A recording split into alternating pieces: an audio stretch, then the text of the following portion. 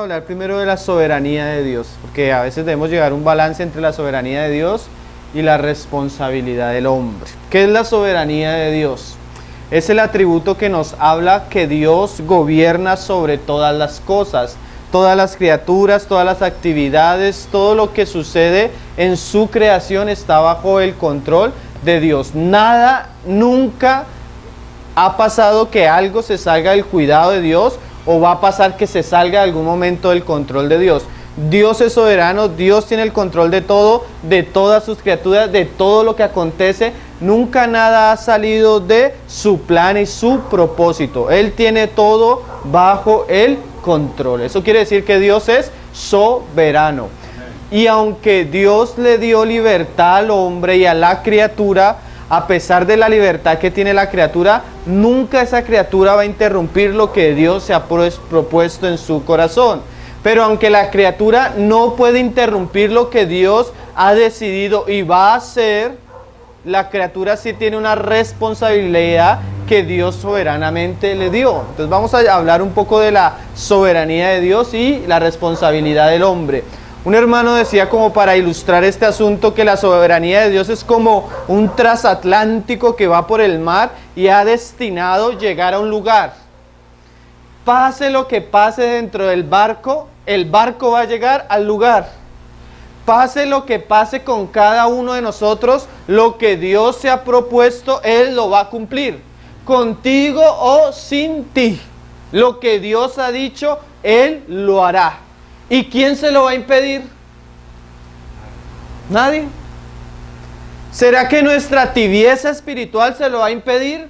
¿Será que la dureza del corazón del hombre se lo va a impedir? ¿Será que la rebelión y la necedad del hombre le va a impedir a Dios llevar a cabo lo que se ha propuesto? ¿Acaso Dios necesita de nosotros para llevar a cabo lo que Él quiso?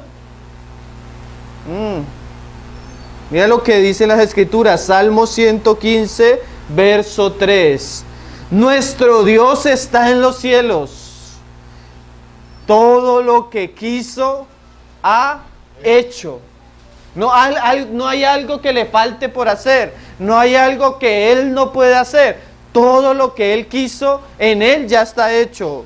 Salmo 135, verso 6. Como vamos a ver muchos versículos, vamos a tener que ir rápido a los pasajes. Salmo 135, verso 6, mira lo que dice. Todo lo que quiere Jehová lo hace. En los cielos y en la tierra y en los mares y en todos los abismos. Lo que Él se ha propuesto hacer en los cielos, en la tierra, en los mares, en los abismos, debajo de la tierra, Él lo va a hacer.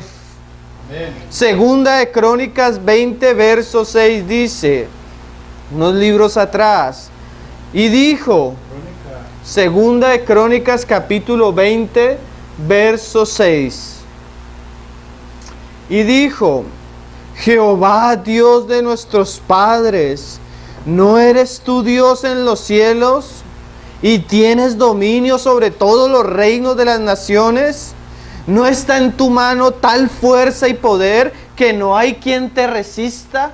Mira cómo el escritor habla del Señor como uno que es poderoso y que no hay quien le resista.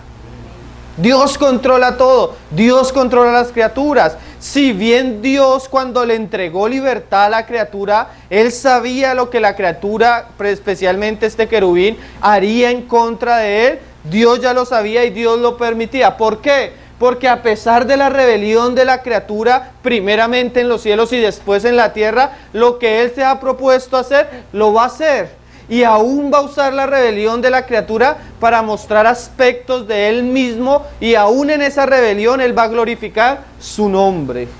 ¿Sí? Entonces, ¿dónde queda la libertad del hombre? Nosotros podemos decir que Dios es soberano, pero si Dios es soberano, entonces nosotros somos títeres que Él controla y que no importa nuestra voluntad, porque Él va a hacer lo que Él quiere hacer y no importa lo que yo haga, sino que de alguna manera Él me lleva para llevar a cabo su propósito. Porque a veces nos hacen pensar así de Dios. Si Dios quiere salvar, entonces salva a algunos, y si Dios quiere condenar, entonces condena a otros. Entonces, ¿dónde está la libertad del hombre? Entonces, un hermano definía el libre albedrío de esta manera. Dios, el Dios soberano, el Dios que decide, el Dios que crea. Porque si no hubiera querido crearnos, no estaríamos acá. El Dios que nos creó, que nos hizo en un acto suyo. Nadie le aconsejó, Él a nadie le preguntó, sino que Él propiamente decidió crear al hombre. Y cuando creó al hombre y a la criatura, Él soberanamente le decidió hacerlo como Él. Y una de las características que tiene Dios es que tiene la capacidad de decidir. Entonces Él le da la libertad al hombre para que el hombre escoja el bien y el mal, para que la criatura determine si quiere seguir voluntariamente a Dios o no seguirlo. ¿Eso quién lo decidió? Dios. Si Dios hubiera querido, nos hubiera hecho como animales irracionales, que lo siguiéramos, lo amáramos, lo honráramos de una manera mecánica. Pero Dios no quiso. Dios quiso tener criaturas con libre albedrío que lo pudieran honrar, pero también cuando Él les da la libertad para que ellos lo honraran voluntariamente, implícitamente estaba la libertad para que ellos también lo deshonraran. Y Dios lo quiso hacer. ¿Por qué? Porque Él sabía que aún honrándolo o deshonrándolo la criatura, Él mismo nunca iba a perder el control. Y Él mismo iba a llevar a cabo su voluntad. Y es más, Él va a usar la rebelión, como decíamos ahorita, para mostrar cosas que el hombre no hubiera conocido si no hubiera habido la caída. Cosas como ¿qué? Como la severidad de Dios. Como que Dios es justo. Como que Dios es santo. Ahorita vamos a hablar un poco de eso. Eso no lo hubiera conocido el hombre sin la caída. Como que Dios también perdona. Como que Dios también ama. Se entrega por su criatura. Eso no lo hubiera conocido la criatura si no se hubiera revelado. Como que Dios busca, siendo Él el ofendido, al que lo ofendió. Eso no se hubiera conocido si no hubiera habido la caída. Entonces, vamos a mirar unos ejemplos en las Escrituras. Vamos a hablar un poco acerca de la soberanía de Dios en la salvación del hombre. ¿Hasta qué punto Dios destina, elige y predestina a la criatura para salvarse? ¿Y hasta qué punto Dios predestina a la criatura para condenarse? Porque si Dios decide, ¿quién se puede levantar contra Él? Entonces vamos a estudiar estos temas que son bastante controversiales, pero que son preciosos a la luz de la Escritura. Vamos a leer primero los pasajes que nos muestran que claramente Dios destinó a un grupo de personas para salvación. Vamos a leerlos así rápido como leímos los otros. Juan 15, verso 16. Juan 15, verso 16. Estos pasajes nos hablan de cómo Dios escoge a un grupo de personas, aunque muchas veces ellos no lo sepan. Mira lo que dice. El Señor le está hablando a sus discípulos y sus discípulos le dicen, y Él le dice a sus discípulos: no me elegisteis vosotros a mí, sino que yo os elegí a vosotros. Y os he puesto para que vayáis y llevéis fruto y vuestro fruto permanezca, para que todo lo que pidiereis al Padre en mi nombre, Él os lo dé. O sea, ustedes no están caminando porque ustedes me eligieron. Yo los elegí a ustedes. O sea que ese Dios soberano elige a unas personas para que sean sus discípulos. Amén. Amén. Pero esa elección soberana no viola el libre albedrío, como lo vamos a estudiar ahorita. Hechos 13, verso 48. Llega Pablo a predicar un lugar. Pablo está predicando en ese lugar y comienza a acontecer algo en el corazón de los oyentes. Cuando se predica la palabra, Dios por su espíritu comienza a tocar los corazones. ¿De quiénes? De aquellos que estaban predestinados para salvación. Mira lo que dice Hechos 13, 48.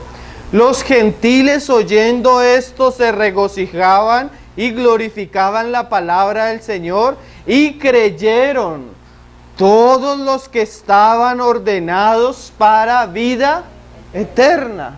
O sea, Dios elige y Dios ordena personas para salvación. Vamos a seguirlo. Marcos 13, 20. Hay muchas palabras relacionadas con esto: predestinación, elección, ordenación, escogencia. Marcos 13:20, mira lo que dice el Señor. Y si el Señor no hubiese acortado aquellos días, nadie sería salvo. Mas por causa de los escogidos que Él escogió, acortó aquellos días. Es más, Apocalipsis nos dice que hay un número de escogidos. Exacto. Dios no derrama su juicio hasta que los escogidos no sean salvos. Dios elige, Dios escoge, Dios predestina, Dios ordena. Mira lo que dice Efesios 1:11. Podemos leer Efesios capítulo 1, podemos leer el verso 3 al 5 y después el 11 que hablan de lo mismo. Mire lo que dice: bendito sea el Dios y Padre de nuestro Señor Jesucristo, que nos bendijo con toda bendición espiritual en los lugares celestiales en Cristo. Y mira esta frase: según nos escogió en Él. ¿Cuándo nos escogió el Señor? Antes de la fundación del mundo, para que fuésemos santos y sin mancha delante de Él, en amor habiéndonos predestinado. Dios, antes de que el hombre exista, lo escoge, lo predestina, lo ordena para salvación. Verso 11. En Él asimismo tuvimos herencia, habiendo sido predestinados. ¿Cómo? Conforme al propósito del que hace todas las cosas, según el designio de su voluntad. Entonces tenemos un Dios soberano que va a llevar a cabo su propósito, que escoge y elige personas para salvación, las predestina. Y entonces muchos dicen, bueno, yo he escuchado personas que dicen, no, si el Señor me predestina a mí, Él me va a convencer de alguna manera. Eso es una responsabilidad de Él, porque la Biblia dice que Él escoge, que Él predestina, que Él ordena para salvación. Lo que muchas veces no entendemos cuando leemos estos pasajes es la manera como Dios lo hace. Y cuando entendemos la manera como el Dios soberano predestina, Él escoge y elige, vamos a ver la responsabilidad del hombre. Entonces vamos a ver los pasajes donde nos habla de la responsabilidad del hombre. ¿Cómo Dios predestina y cómo Dios escoge? ¿Será que Dios se siente y dice, oiga, este me cae bien para salvación, me cae bien para ser mi discípulo, este me cae como mal, para condenación, para el fuego eterno, para la ira? ¿Será que Dios es un Dios que es soberano y es arbitrario en su soberanía? Necesitamos entender eso, hermano, porque Dios dice, Dios escoge un vaso para misericordia y Dios escoge un vaso para la ira, así lo dice Romanos 9. Pero ¿cómo lo hace? Ahí está el punto de quiebre, que eso es lo que quiero llegar, porque ahí entendemos preciosamente la soberanía de Dios y la responsabilidad de los hombres. Hay algo que es la base de la predestinación. Siempre que tú encuentras en el libro de Romanos, la predestinación está acompañada de un asunto que la antecede, que es la omnisciencia de Dios o el preconocimiento de Dios. Dios elige, Dios predestina, Dios aparta un pueblo para sí porque lo conoce de antemano. Y Él conoce que aquellos hombres, al escuchar la obra y la predicación del Evangelio que nos abre la obra de Cristo, ellos habrían de creer. Y los aparta basado en el conocimiento que Dios tiene del futuro y de la decisión que el hombre va a tener al responder al Evangelio. Vamos a leerlo. Romanos 8, verso 29. Antes de hablar de predestinación, que es los pasajes que ya leímos, la Biblia nos muestra que la base de la manera para Dios escoger a los hombres es su preconocimiento. Mira lo que dice Romanos 8, 29. Porque a los que antes conoció, ahí tú ves la base, también los predestinó. Si no tuviera Dios la capacidad de conocerlos de antemano, no elegiría, pero Él es Dios. Y como Dios, el Dios que nos revela las Escrituras es un Dios omnisciente. Vamos a leer otro pasaje, Primera de Pedro 1, verso 1. Y vamos a hablar un poco de la omnisciencia de Dios. ¿Cómo hace Dios para escoger a hombres?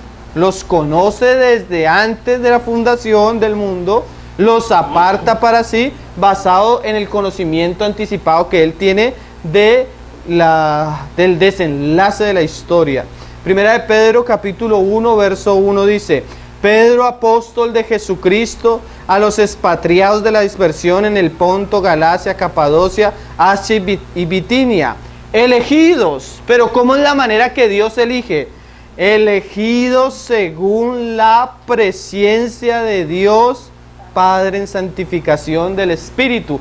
O sea que Dios predestina porque antes conoce, y Dios elige porque hay un preconocimiento o una omnisciencia. ¿Qué es la omnisciencia, hermano? Es que Dios tiene la capacidad de conocer todas las cosas. El conocimiento no es algo que Dios adquiere, es algo que Dios posee de una manera perfecta. Dios no llega a conocer algo, Dios todo lo ha conocido. Si Dios aprendiera, sería una criatura, dejaría de ser Dios. Pero como Dios, una de sus cualidades es que Él todo lo sabe. Y entre las cosas que Él todo sabe son el pasado, el presente y el futuro. Amén. Dios no necesita que pasen ciertos acontecimientos para conocer la historia. Dios es desde eternidad hasta la eternidad para siempre. Amén. El tiempo y el espacio es un estado que conoce la criatura. Dios está por encima de todas las cosas. Amén. Entonces, como Él conoce todas las cosas, Él sabe todas las cosas, Él mira el tiempo así. Y como Él mira el tiempo así, Él sabe cuándo su hijo iba a morir y quiénes habrían de creer ese evangelio. Entonces, como Él sabe quiénes habrían de creer ese evangelio, antes que ellos nazcan, los predestina y escribe su nombre para salvación. ¿Basado en qué? ¿En un acto arbitrario?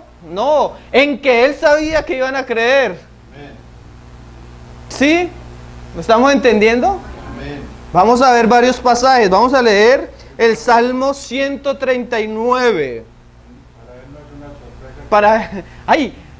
Porque a veces uno como cristiano, va caminando y peca. ¡Ay, Señor, qué vergüenza! ¿Qué vas a pensar tú de mí, Señor? Como si Dios no supiera que yo iba a hacer esa sinvergüenzada. Dios todo lo sabe, hermano.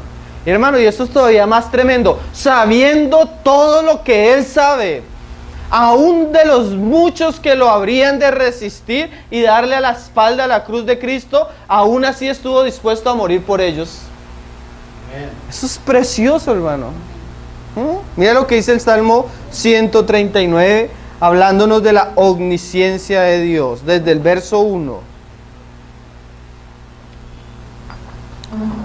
Oh Jehová, tú me has examinado y conocido. Tú has conocido mi sentarme y mi levantarme. Has entendido desde lejos mis pensamientos. ¿Cuándo fue eso? ¿Cuándo sucedió? Que yo pensé y el Señor lo conoció. Miren, hermanos, en la Biblia nos muestra cosas tremendas. 80 años antes de que un rey naciera, dijo: he aquí mi siervo, mi escogido. He aquí Ciro. No había nacido, ya le había puesto el Señor el nombre. Te he puesto como mi siervo y te voy a usar para esto y para esto y para esto, y no había nacido. Hermano, palabras que Cristo iba a decir en la cruz, la Biblia no las decía 1200 años antes. ¿Quién puede hacer eso? Si no es un Dios que todo lo conoce y todo lo sabe. No hay nada más asombroso que el fenómeno profético en la Biblia. Eso no lo tiene ningún otro libro, hermano. Cómo Dios describe acontecimientos tan exactos. En la muerte de Cristo, en el último día de Cristo, hay más de 50 profecías que se cumplieron con exactitud en un solo día, hermanos. Eso es tremendo. ¿Eso quién lo puede hacer? Un Dios que todo lo conoce y lo ve de antemano y lo examina y lo escudriña. Por eso para Él es tan fácil elegir o destinar, porque Él lo conoce. Mira cómo lo decía el salmista: Has escudriñado mi andar y mi reposo, y todos mis caminos te son conocidos. Pues aún no está la palabra en mi lengua, y he aquí, oh Jehová, tú la sabes toda. Detrás y delante me rodeaste y sobre mí pusiste tu mano. Y mira cómo dice el salmista: tal conocimiento es demasiado maravilloso para mí. Alto es, no lo puedo comprender. Y ahí en el 16, mira lo que dice el salmista: mi embrión vieron tus ojos. Y esto es lo tremendo, a esto quería llegar. Y en tu libro estaban escritas todas aquellas cosas. Miren, hermanos, no solo Dios lo conoce, todo lo que ha de suceder en cada uno de los individuos que ha de pisar esta tierra, ya está escrita su vida en los cielos. Amén. Imagínate, si Dios tiene escrito lo que pensamos, lo que vamos a hacer, pues para Él es muy fácil destinarnos. Él coge los libros y dice, hipotéticamente, porque Él no tiene que hacer eso, ¿sí? Él coge los libros y dice, este va a creer tal día, este es para salvación, este va a rechazar 1, 2, 3, 4, se va a condenar por la decisión que él tomó 1, 2, 3, 4 veces, y lo aparta para la ira. Y no habían nacido y ya Dios había predestinado a unos para salvación y otros para la ira. ¿Pero cómo? Porque lo conocía. A los que antes conoció, los eligió según su presciencia. En tu libro estaban escritas todas aquellas cosas que fueron luego formadas, sin faltar una de ellas. Cuán preciosos me son, oh Dios, tus pensamientos. Cuán grande es la suma de ellos. Eso es lo que dice Pablo, que estas son las inescrutables. Es lo inaccesible, allá donde nuestra mente toca un poco, pero realmente el vasto mar infinito de la grandeza de Dios no lo alcanzamos a tocar. Pero ahí poco a poco el Señor nos permite ver y entender ciertas cosas. Entonces, hermanos, Dios predestina y Dios elige porque Él conoce. ¿Qué conoce? Nuestros caminos. Y nos va a pagar ¿cómo? Según nuestras obras. Vamos a leerlo. Libro de Romanos, hermano. Romanos 2, verso 3. Tenemos una línea, hermanos, que habla de una manera muy arbitraria de Dios. Parece que solo leían Romanos 9 y 10. Pero vamos a leer nosotros Romanos 2. Todos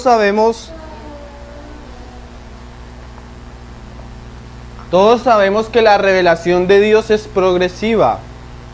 Dios para ir hablándonos ciertas cosas, Él primero va poniendo fundamentos, como en el colegio. A ti no te ponen a multiplicar si primero no te sabes los números. Primero sumas, después restas, y eso es una preparación para algo más avanzado. Así es el libro de Romanos. Tú comienzas a ver que Pablo va desarrollando su doctrina, la doctrina de Cristo, de una manera muy ordenada. Tal vez no hay un libro más sistemático que el libro de Romanos, donde Pablo desarrolla la doctrina en la medida que va avanzando. Entonces podemos decir que nosotros leímos ahorita Romanos, que vamos a leer Romanos 9, que son pasajes difíciles de entender, pero si lo entendemos bajo la revelación que Dios ha venido dando, son más claros. Entonces vamos a leer primero la suma para entender la multiplicación más adelante, amén. Y vamos a ver que esto es base de lo que Pablo va a decir más adelante. Entonces Romanos capítulo 2, verso 3. Dios ahí en el capítulo 9 dice, escoge a unos para salvación y escoge unos para la ira. Pero ¿cómo lo hace, hermanos? Romanos 2, vamos a leerlo. Y piensas esto, oh hombre, tú que juzgas a los que tal hacen y haces lo mismo, que escaparás del juicio de Dios. Miren esto, hermanos. Si Dios predestinara de una manera arbitraria a los hombres para condenación y a los otros para salvación, ¿ustedes creen que habría necesidad de juicio? ¿Un juicio para qué es? Para pedirle cuentas a la persona de lo que ha hecho. Si no, entonces ¿para qué los va a juzgar? Ahí vamos comenzando a entender algo. ¿O menosprecias las riquezas de su benignidad, paciencia y longanimidad, ignorando que su benignidad te guía al arrepentimiento? Pero porque hay vasos de ira, pero por tu dureza y por tu corazón no arrepentido. Mira lo que dice Pablo: atesoras para ti mismo ira para el día de la ira y de la revelación del justo juicio de Dios. Va a haber un día que Dios va a juzgar a los hombres y ese juicio va a ser justo y ese juicio va a ser como una llama de fuego que han encendido los corazones duros y no arrepentidos. ¿Por qué Dios va a juzgar? Porque Él, aún viendo el pecado y la caída del hombre, toma la decisión de enviar a su Hijo a morir por el hombre. Y el hombre, aún siendo perdonado y redimido por la obra de Cristo, el hombre constantemente rechaza el mensaje de salvación, resiste el mensaje de salvación. Es más, se levanta contra el mensaje de salvación, despertando la ira de Dios por medio de su dureza.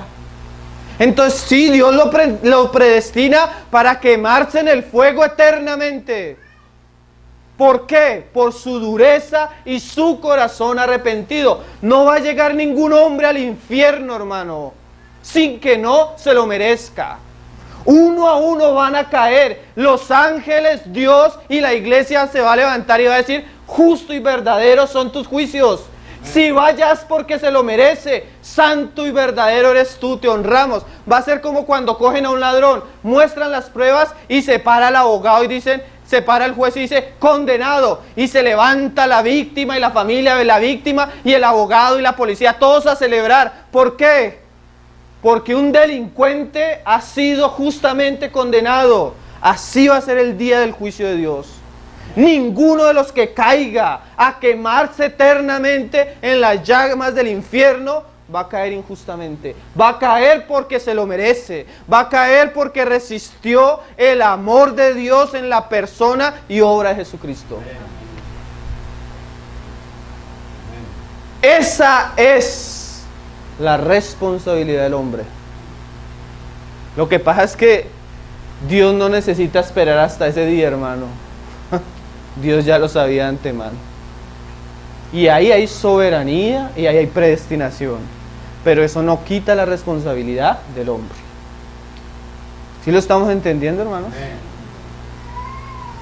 Pero por tu dureza, no la dureza de Dios.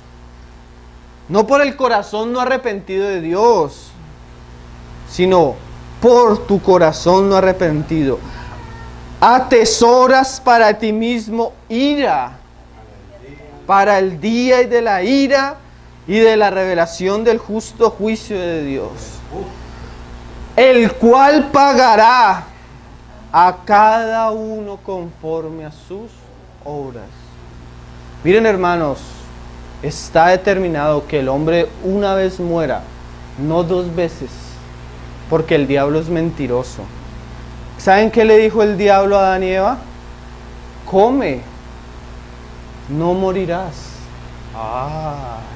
Miren, hermanos, un amigo fue a predicarle a su tía. Su tía es una sacerdotisa de la nueva era, hace poco. Una sacerdotisa de la nueva era, a punto de morir. Arrepiéntete, Cristo murió por ti. No, yo no necesito de eso. ¿Por qué no? Porque mis dos ángeles guías vinieron anoche a mi habitación y me dijeron que no me preocupara, que iba a reencarnar en una mejor persona. Mira lo que dice el diablo: no vas a morir, vas a reencarnar en algo mejor. Ay, cuán mentiroso. Porque inmediatamente ella cierra los ojos acá y va a abrir sus ojos o en un lugar de paz o en un lugar de tormento. Porque la Biblia nos describe no solo lo que pasa en la tierra, sino lo que pasa aún después de la muerte. Amén. Ahorita lo vamos a leer, hermanos. ¿Qué está haciendo Satanás? Engañándola. ¿Para qué? Para matarla espiritual y eternamente. Y ella prefiere creer a sus dos guías espirituales, que sabemos que son criaturas invisibles, demoníacas, que creer lo que dice la palabra de Dios. Y que creerle a aquel que venció la muerte, estuvo allá y resucitó. Amén. Porque el diablo ha engañado a las personas, religiones orientales. Es más, hasta los testigos de Jehová que van por ahí te dicen, no, pero no hay infierno. Hasta hay pastores cristianos que hoy lo predican, hermano. Pero Cristo sí lo predicó. Es más, Cristo habló más del infierno que del cielo, hermano. Busca todos los pasajes que el Señor habló del cielo y los que habló del infierno, y habló más del infierno, hermano. El cual pagará cada uno conforme a sus obras. Vida eterna a los que perseverando en bien hacer buscan gloria y honra y inmortalidad, y eso solo se encuentra en Cristo. Amén. Pero mira, ira y enojo a los que son contenciosos. Mira lo serio, hermanos. Ahorita vamos a ver un pasaje, si alcanzamos, donde el Señor pone de ejemplo de vaso de ira a Faraón, ¿sí? Para esto te he puesto y te voy a endurecer. Entonces todos dicen, pues fue Dios el que endureció a Faraón. Pero mira el asunto. Yo me puse a leer Éxodo y comienza así. Primera plaga, mandó esto y Faraón se endureció. Segunda plaga, mandó esto Dios y Faraón se endureció. Tercera plaga, mandó esto Dios y Faraón se endureció. Cuarta plaga, mandó esto Dios y Faraón se endureció. Quinta plaga, mandó esto Dios y Dios le endureció. Mira, las 4 primeras veces Faraón resiste a Dios. La quinta vez Dios lo entrega a su locura. Dios va a predicarte el evangelio 1 vez, 2 veces, 3 veces, hasta 4, hermano. A la quinta tal vez Él te manda un espíritu de error. Ya no te manda el evangelio, sino te manda una secta, una falsa doctrina, y te entrega a la locura. Tú haces así, un paso al abismo tú, otro paso al abismo tú, otro paso al abismo, y ya cuando estás al borde, ¿saben qué hace Dios? Te empuja. Porque, hermanos, Dios no necesita de nosotros. Nosotros hemos rebajado el evangelio como si Dios necesitara a los hombres. Dios no necesita de los hombres. Dios manda arrepentir a los hombres, arrepentirse a los hombres porque los ama, pero no los necesita. No los necesita. Si una persona después de escucharte el evangelio no lo recibe, límpiate los pies y sal de esa casa, no era digno. Amén. Pero a veces nosotros hablamos como si Dios necesitara a los hombres, hermano. Dios no necesita a los hombres, hermano. Aleluya, y le va a pagar a cada uno conforme lo que merece. Bueno, a los que se salvan no, les paga conforme a la gracia de la obra de Cristo. Porque todos merecíamos la perdición, ¿no? Y ahí estamos a hablar de eso un poco. Pero ira y enojo a los que son contenciosos y no obedecen a la verdad. Por eso, sino que obedecen a la injusticia. Y mira esto, tribulación y angustia. Porque eso de que, yo le he predicado a mis amigos y a veces dicen, no, pues me voy al infierno a tomar y, si supiera.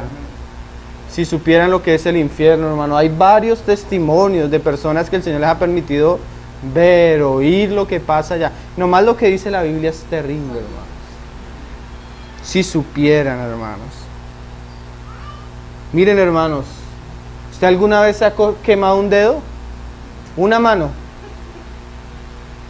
¿Alguna vez usted ha puesto la mano al fuego? Inténtelo. Y sienta esa sensación en todo su cuerpo. Día y noche, donde la llama de ellos no se apagará. ¿Usted alguna vez ha visto el gusano de un cadáver? Así, imagínate, el gusano pasando por tu cuerpo, sin que tu cuerpo se consuma, porque va a tener un cuerpo resucitado especial para resistir el fuego eternamente, de una manera que sufre pero no se consume. Imagínate lo terrible, hermano. Por los siglos de los siglos. Por los siglos de los siglos. Miren, yo he ido a visitar familiares a la cárcel. Y para ellos 1 año es terrible en la cárcel. Ellos cuentan los días, hermano. 2 años es terrible. 3 años, 10 años es terrible en la cárcel. Imagínate una eternidad ya, hermanos. terrible, hermanos. El hombre no sabe de lo que Dios lo quiere librar. Y va corriendo desenfrenadamente, como una canción que compuso uno de los integrantes de AC/DC. Déjame, voy a ir corriendo hacia el infierno. Déjame, no me detengas. A la semana murió ahogado por su propio vómito. Así va el hombre, corriendo hacia el infierno, hermano, sin medir las consecuencias, en su locura y necedad. Tribulación y angustia sobre todo ser humano que hace lo malo, al judío primeramente y también al griego. Hay una sección de personas, al judío rebelde también y al griego. Pero gloria y honra y paz a todo el que hace lo bueno, al judío primeramente y también al griego, porque no hay acepciones de personas para con Dios. Esta es la conclusión a la que llega Pablo en el capítulo 2. Dios no hace acepción de personas. Entonces, cuando Dios va a hablarnos en el capítulo 9 que Dios predestina, ¿está haciendo selección de personas? No, les está pagando. ¿Por qué les paga antes de nacer? Porque los conoce. ¿Sí lo estamos entendiendo? Entonces, ahora sí, leamos Romanos capítulo 9. Porque la palabra de la promesa es esta: por este tiempo vendré y Sara tendrá un hijo. Y no solo esto, sino también cuando Rebeca concibió de Isaac nuestro padre, capítulo 9, verso 11 ahora, porque no habían aún nacido, ni habían hecho aún ni bien ni mal, para que el propósito de Dios conforme a la elección permaneciese, no por las obras, sino por el que llama. Necesitamos hablar un poco de eso. Se le dijo: el mayor servirá al menor, como está escrito: a Jacob amé, mas a Saúl aborrecí. ¿Por qué Dios ama a Jacob y aborrece a Esaú? Porque los conocía, hermanos. ¿Por qué Él va a decir que Esaú va a ser desechado y Jacob escogido? Porque Él sabía que Esaú por un plato de lentejas lo iba a vender, hermano. Hay personas, mira, ¿y saben qué es lo más tremendo de este pasaje? Dios le permite tener la primogenitura y nacer primero a Esaú. Y aún así Saúl lo desecha. Por eso Dios ama a Jacob, porque él sabía que Esaú era un profanador. ¿Qué es un profanador?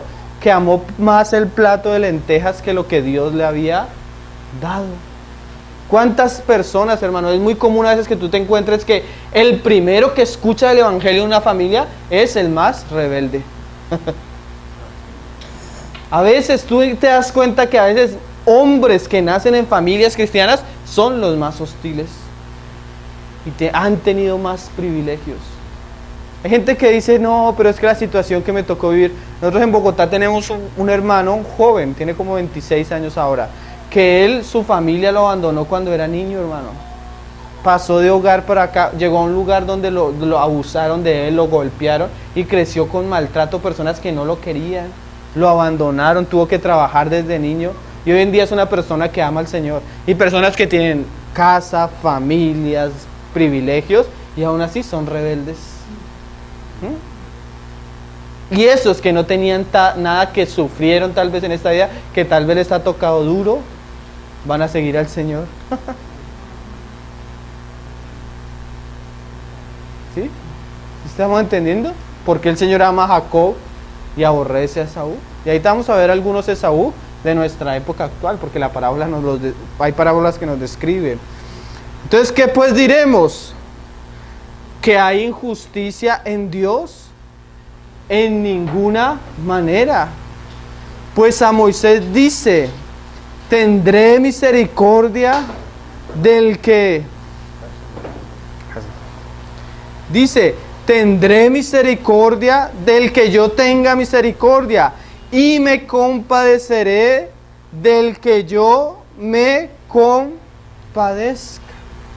O sea, yo quiero tener misericordia de unos y voy a tener misericordia de Dios. Y otros no voy a tener misericordia y no voy a tener misericordia. ¿Pero por qué, Señor? Romanos 2. porque es que Él los conoce. Hay personas que no son dignas de misericordia, hermano. ¿Por qué? Por su corazón duro y necio y rebelde. Va a haber un día que Dios no les va a tener misericordia. Van a beber el cáliz puro de la ira de Dios. Dios no les va a pasar nada. Van a ser juzgados por cada uno de sus pecados. ¿Por qué? Porque resistieron la sangre. ¿Sí lo estamos entendiendo? Y va a tener de otros misericordias. ¿Por qué? Porque aunque eran igual de dignos del fuego que los otros, se arrepintieron, clamaron, volvieron sus ojos a la cruz de Cristo. Así que no depende del que quiere ni del que corre, sino de Dios que tiene misericordia. Y es claro, los que se salvan y van a ir a la gloria, a la inmortalidad, no dependió de que ellos corrieran o de que ellos hicieran, dependió de la gracia de Dios. Ahí más adelante el mismo Romano lo explica. Romanos 11, verso 5 dice: así también, aún en este tiempo ha quedado un remanente, pero no es porque corra o no corra, sino que escogido por gracia. O sea que los escogió Dios sin merecerlo ellos. Otro pasaje dice, se los leo: quien nos llamó y salvó con llamamiento santo, no conforme a nuestras obras, sino según el propósito suyo y la gracia que nos fue dada en Cristo Jesús. O sea, no fue porque corriéramos, sino por gracia. Entonces, hermano, vemos vasos de ira, vasos de salvación, porque Dios soberanamente aparta a unos para ira y a otros para salvación, porque Dios en su justicia les está pagando según lo que Él conoció de antemano. ¿Lo entendimos? Ese fue el resumen hasta ahora. Ahora, a ese se nos dice, y es que se dice, y hay que entender ese lenguaje, porque a veces nosotros malinterpretamos lo que decimos, no lo entendemos. Hay hermanos que dicen, pero es que a Dios a uno les dio la fe y a otros no les dio la fe. Entonces vamos a leer el asunto. Efesios capítulo 2, verso 8. ¿Será que Dios les dio a uno fe y a otros no les dio fe? Porque la fe no es de nosotros, entonces si nos la dio Dios, nos la dio a nosotros, ¿por qué no se la dio a otros? Efesios 2, versículo 8. Dice: porque por gracia sois salvos. ¿Y cuál es el medio? Por medio de la fe. Pero la fe no surgió de nosotros, hermano. Y esto no es de vosotros, pues es don de Dios. No por obras para que nadie se gloríe. Entonces, hay gente que dice, entonces Dios le dio fe a unos y a otros no les dio fe. ¿Qué es la fe? Porque hoy en día hasta la metafísica habla de fe. Hasta el cristianismo habla de una fe falsa, hermano. ¿Estás enfermo? No, es que no tienes fe. Ten fe. Piensa y confiesa y decreta que vas a ser sano. Lo que tú pienses, lo que tú decretes, eso va a suceder en ti. Entonces se nos habla de una fe metafísica que surge en lo que hay en mi mente. Esa no es una fe bíblica. Vamos a leer lo que la Biblia dice acerca de la fe. Hechos capítulo 17, verso 30. Verso 30. ¿Qué es la fe? Esa es una gran pregunta, hermanos. ¿De dónde viene la fe? Ya sabemos que no es de nosotros, ¿sí?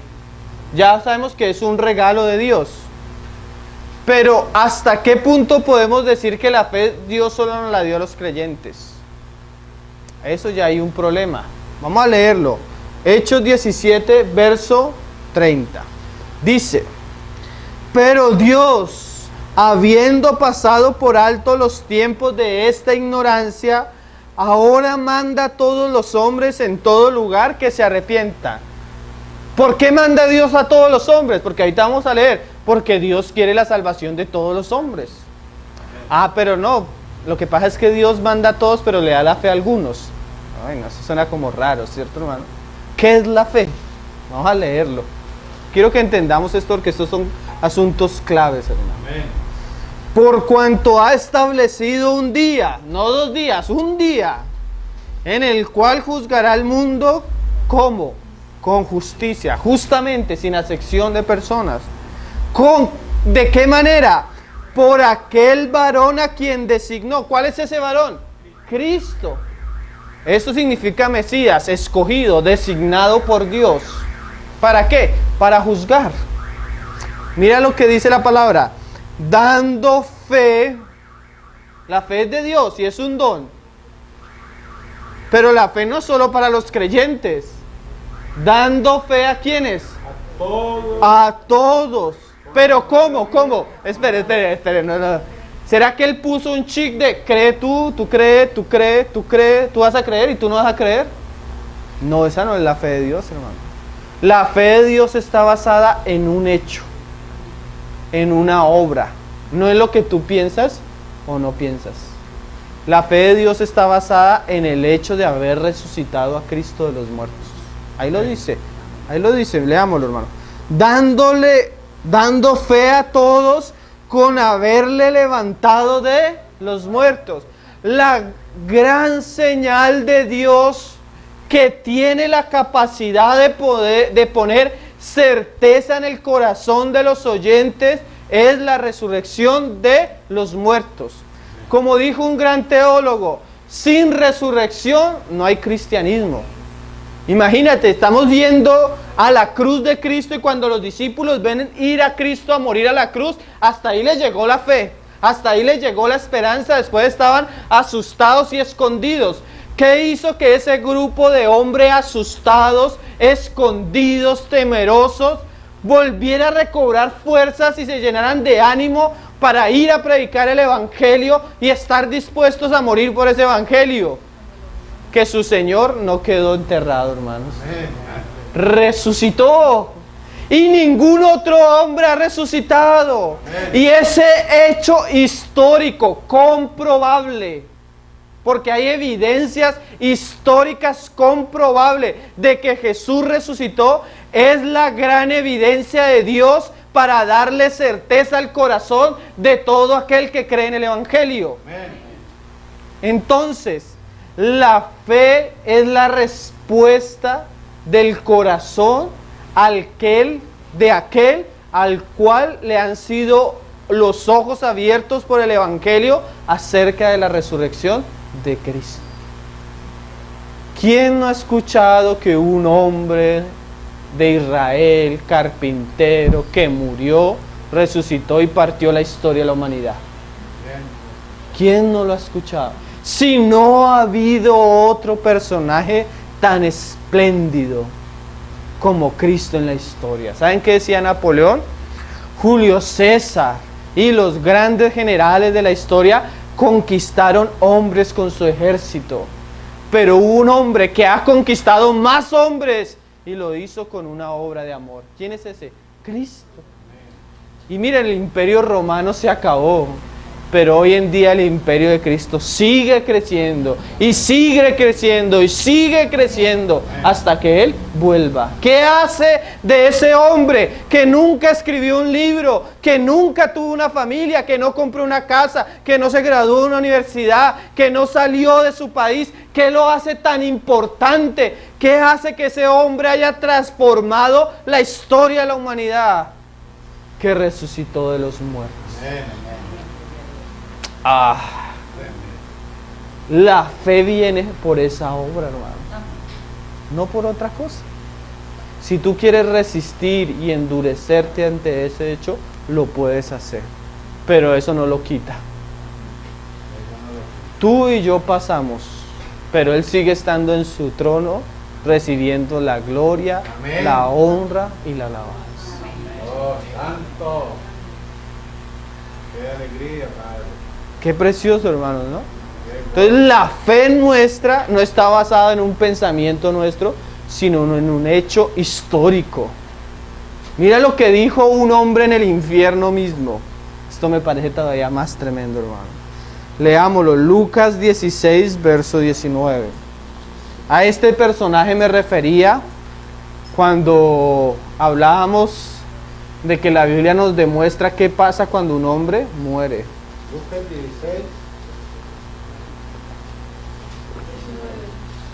La Biblia nos muestra que la muerte no es fin, hermano. La Biblia, en su sentido más explícito, la palabra muerte significa separación. ¿Qué es separación? Acuérdense de Adán. Cuando está Adán, Dios coge del barro a Adán, lo forma, y 21 de los ingredientes que están en el cuerpo humano se encuentran en la tierra, porque tú puedes comprobar más científicamente la creación bíblica que la evolución. Y después de que Dios tiene el muñeco, sopla aliento de vida. Cuando viene el Espíritu de Dios a morar al hombre, el hombre, al haber esa unión, el hombre se vuelve un alma viviente. Entonces, el hombre tiene vida por el Espíritu de Dios, porque el cuerpo sin el Espíritu está muerto. Eso es el nacimiento del hombre. ¿Pero qué es la muerte? La muerte es que Dios toma el espíritu del hombre y lo vuelve así. El cuerpo vuelve al polvo porque el polvo fue tomado, pero el alma, que es el ente consciente de la personalidad del ser del hombre, va a un lugar transitorio. Separación. Dios separa el ser del hombre, o sea, quita el espíritu, el cuerpo vuelve al polvo y el alma va a un lugar transitorio. ¿Cuál es el lugar transitorio? El lugar de los muertos, conocido en el Antiguo Testamento como el Seol y en el Nuevo como el Hades. ¿Estamos entendiendo? Entonces, murieron dos hombres. Vamos a leer la historia. Lucas 16, verso 19. No es una parábola. Dios nunca pone en las parábolas nombres propios. Quiere decir que el personaje que está acá, está allá con nombre propio. Está allá. Lucas 16, verso 19 dice: había un hombre rico que se vestía de púrpura y de lino y hacía cada día banquete con esplendidez. Un hombre de buena familia, comía bien, se vestía bien. No dice ni siquiera que era malo. Hasta de pronto una persona comerciante que le había ido, no sabemos, que le había ido, comía bien, vestía bien y hacía banquete.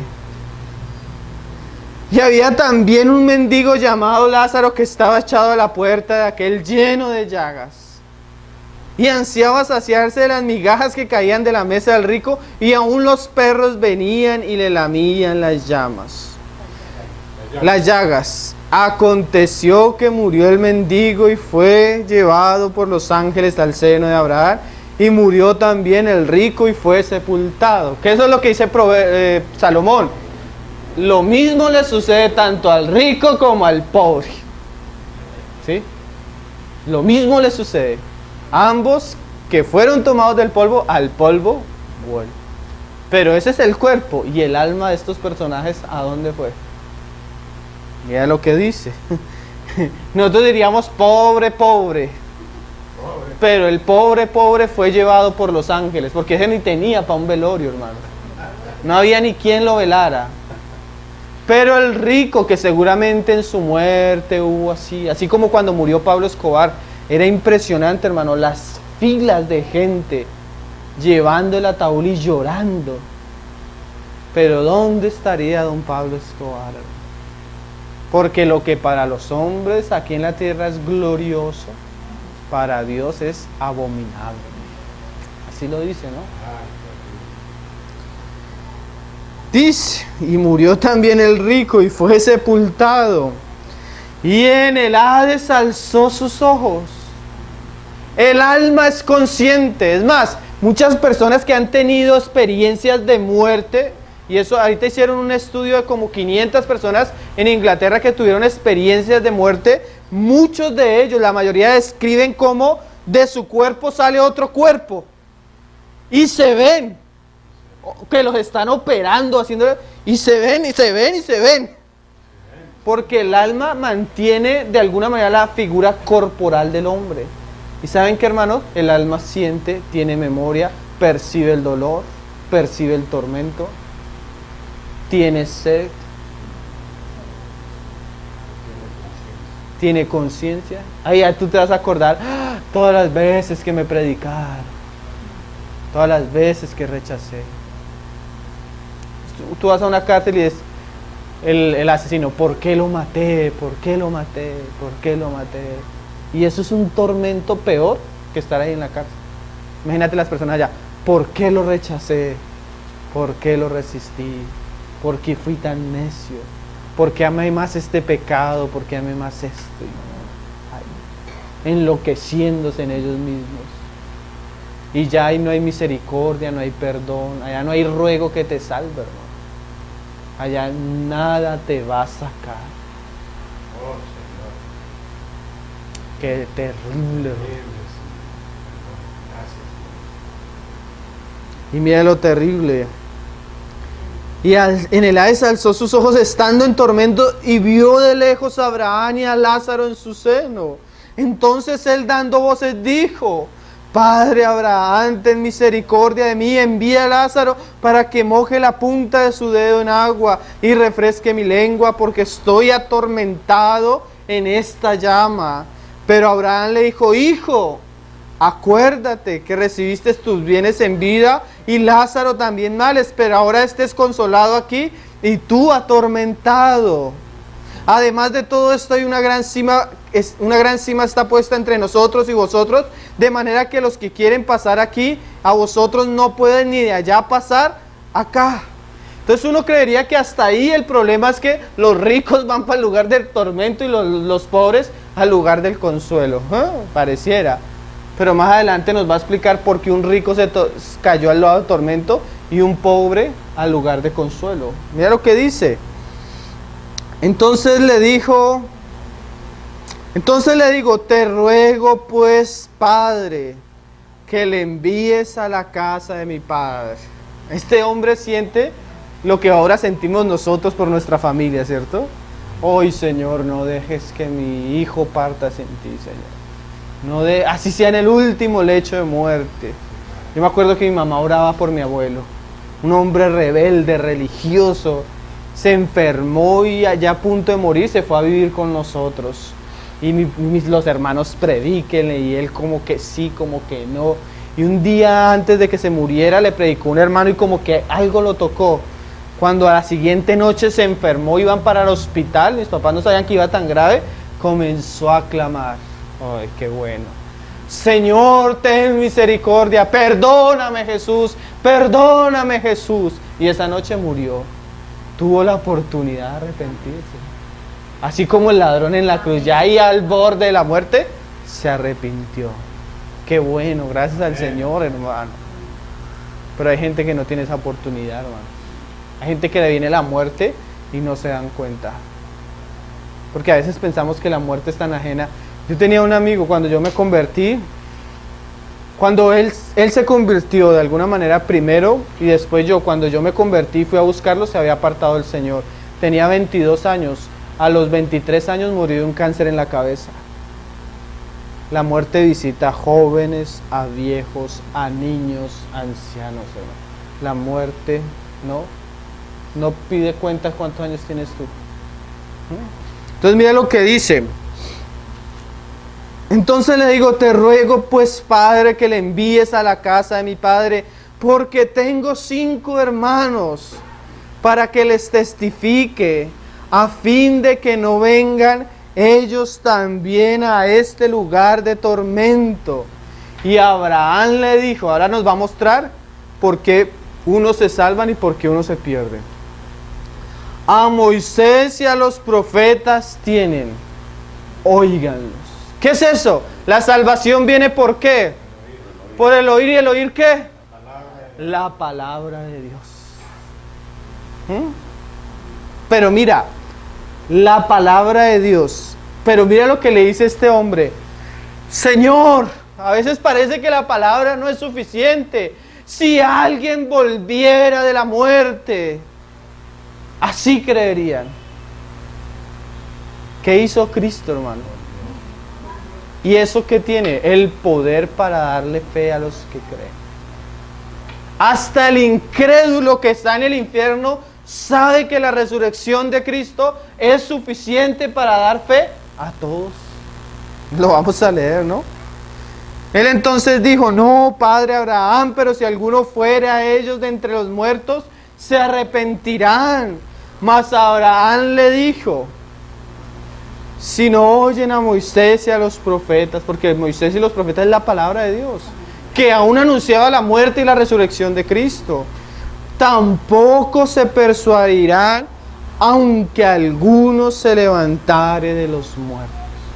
Miren, hermanos, la dureza del corazón del hombre es terrible. Hay gente que dice, si yo viere, y a veces Dios hace cosas y aún así no se convierte. Me acuerdo de una persona que tenía una enfermedad terrible. Si el Señor me sana, yo voy a creer.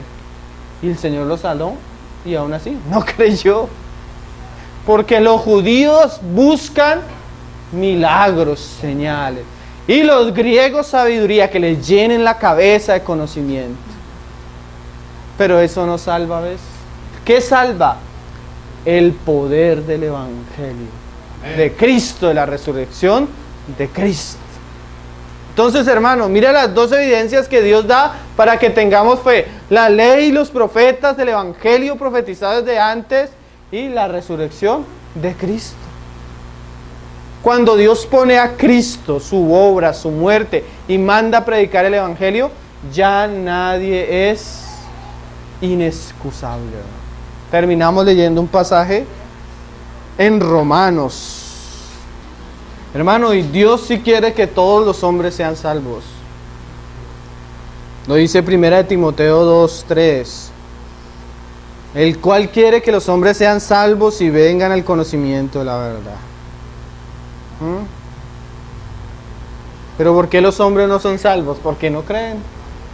Porque resisten. Romanos 10:8, más que dice, cerca de ti está la palabra, en tu boca y en tu corazón. Esta es la palabra de fe que predicamos. Que si confesares con tu boca que Jesús es el Señor, y la base de esa fe que es, y creyeres en tu corazón que Dios le levantó de los muertos, serás salvo. Porque con el corazón se cree para justicia. O sea, Dios ve cuando una persona en su corazón cree. Amén. Inmediatamente esa persona ha creído al mensaje, delante de Dios ha sido justificada. Y la expresión es la confesión con la boca, pero se confiesa con la boca para salvación. Pues la Escritura dice, todo aquel, no importa lo que hayas hecho, no importa lo que hayas vivido, Cristo pagó por los pecados de todo el mundo. Y su sangre es poderosa para perdonar lo que tú hayas hecho, no importa. ¿Sí? Eso, la sangre de Cristo tiene el poder para perdonar, para redimir. Todo aquel que en él creyere no será avergonzado, porque no hay diferencia entre judío y griego, pues el mismo que es Señor de todos es rico para con todos los que le invocan. Para con todos, pero los que creen y le invocan, ¿no? Porque todo aquel que invocar el nombre del Señor será salvo. Y dice Pablo, ¿cómo pues invocarán en el cual no han creído? Aquel en el cual no han creído. Pablo dice, sí, venga, ¿verdad? ¿Cómo una persona va a creer? Pero dice, ¿y cómo creerán en aquel de quien no han oído? Y de verdad. ¿Y cómo irán sin querer a ver quién les predique? ¿Y cómo predicarán si no fueren enviados? Como está escrito, cuán hermosos son los pies de los que anuncian la paz, de los que anuncian las buenas nuevas. Pablo era consciente, Pablo decía, de verdad, para que los gentiles, paganos, idólatras, con todas sus aberraciones morales, con todas sus religiones contrarias a Dios, se arrepientan, necesita que alguien les predique. Pero llega y dice Pablo después, pero es que el Evangelio ha corrido por todo el mundo. ¿Y por qué no han creído? Por la dureza de su corazón. Como lo dijo Isaías. Mas no todos obedecieron al Evangelio. Pues Isaías dice, Señor, ¿quién ha creído a nuestro anuncio? Y mira lo terrible. Dios manda a Isaías a predicarle a personas que Dios sabía que no le iban a creer. ¿Pero por qué les manda a predicar?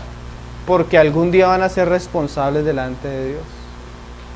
A veces uno está y siente eso de hablarle algo a alguien del Señor y le insiste, y uno ve, entre más le insiste, ve más dureza. ¿Por qué Dios hace eso? Si Él sabe que no lo va a recibir. porque esa persona no puede tener excusas delante del día del tribunal de Cristo. Entonces, la palabra que Él les envía, que es para salvación, ella misma va a ser su juez en el día del trono blanco. Como les dijo el Señor, yo no los voy a juzgar, las palabras que yo os he dicho, ellas os juzgarán. Qué cosa, ¿no? Dios no pierde nada, hermano. Aún la semilla que cae en mala tierra, esa semilla va a servir para juzgar la tierra. ¿Sí me va a entender, hermano? Dios no pierde el tiempo, hermano. Cuando Dios nos manda a hablar, predicar, Dios no está perdiendo el tiempo. Así sea para juicio. Para juicio, qué terrible. Mas no todos obedecieron el Evangelio, pues Isaías dice, Señor, ¿quién ha creído a nuestro anuncio? Así que la fe es por el oír, y el oír por la palabra de Dios. Pero digo, ¿no han oído?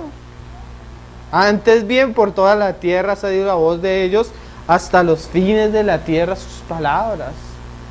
Como una vez estaba una misionera predicándole a una prostituta, y la prostituta le dijo, no, piérdete. Y la misionera le dijo, piérdete si la que está perdida es otra. Que me pierdas si tú eres la que está perdida. Miren, hermanos, nosotros tenemos un evangelio precioso. Amén. Que glorifica al Señor, que trae salvación. Aleluya. Y ese evangelio trae salvación a los que creen. Amén. Pero también trae un juicio terrible a los que no creen. Nuestra responsabilidad es predicarlo a toda criatura. ¿Hasta cuándo? Hasta que el Señor venga. Entonces vimos la soberanía de Dios, ¿sí? Amén. Pero también vimos la responsabilidad del hombre en cuanto a la salvación. Soberanía y responsabilidad. Un equilibrio, ¿no? Una balanza justa. Entonces vamos a dejarlo hasta ahí, hermano, porque ya los veo un poco cansados. Vamos a terminar, vamos a orar. Damos gracias al Señor por su palabra, que es preciosa. Señor, te damos gracias en esta noche, Señor. Gracias por tu palabra, Señor. Tu palabra que es lámpara a nuestros pies y lumbrera a nuestro camino, Señor. Te damos gracias porque tú has venido a nuestra vida, Señor. Tú nos has llamado por tu evangelio, Señor. Habiéndonos conocido de antemano, Señor, nos apartaste para salvación. Gracias porque no fue porque corriéramos o hiciéramos, sino fue por tu gracia, Señor. Por la obra de tu Hijo Jesucristo, que tocó nuestra vida y nos doblegó delante de Él, Señor. No cesamos de orar, aún como este hombre que está en el Seol, Señor. Oramos por nuestra familia. Ten misericordia, Señor. Envía tu palabra, Señor. Tócalos, quebrántalos, Señor. Todo lo que tengas que hacer para derribar la dureza, Señor. Para quitar la tiniebla de su mente, Señor. Para quitar el orgullo de ellos, Señor. Hazlo para salvación, Señor. Ten misericordia de los nuestros, Señor. Tú quieres que sean salvos y tú nos mandas a hacer oraciones y rogativas por reyes, Señor, por los que nos gobiernan, Señor. Pero ¿cómo vamos a orar por los otros y no orar por nuestra casa, Señor? Oramos por los nuestros, nuestras familias, nuestros hijos. Ten misericordia de ellos. Ten misericordia de aquellos que son tuyos y aún no conocemos y aún no te conocen, Señor. Haz que tu evangelio corra, tu palabra convenza, Señor. Recoge a los que son tuyos, Señor. A los que has apartado para salvación, Señor. Envía tu evangelio, Señor. Oh Padre, rogamos que tú te glorifiques en medio nuestro, que tú te santifiques en medio nuestro, Señor, que tú impongas tu autoridad y tu gobierno en medio nuestro, Señor. Queremos cooperar con lo que tú estás haciendo, con lo que tú te has propuesto en tu voluntad eterna, Señor. Ayúdanos a someternos a ti, a caminar en pos de tu reino y de tu voluntad, Padre. Te lo pedimos en el nombre de tu Hijo Jesús, Señor. Amén. Y adorar a ti, poder.